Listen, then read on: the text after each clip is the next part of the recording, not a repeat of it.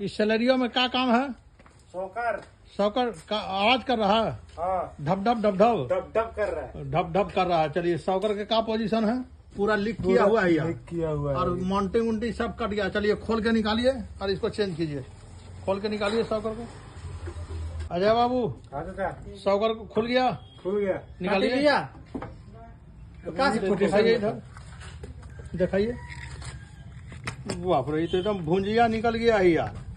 ये अंतरी पचौनी सब बाहर निकल गया है। अजय बाबू ये देख रहे हैं, ये पोस्टमार्टम जैसा निकल गया है सब। चलिए नया सौकर आ गया है, आ गया सौकर, कंपनी का है ना, कंपनी का। चलिए सील तोड़िए और निकालिए। वाह, ये तो एक नंबर है यार। चलो लगा दो अजय बाबू, जल्दी दोनों बोल्ट टाइट करो और चक्का लगाओ और कंप्लीट करके दो।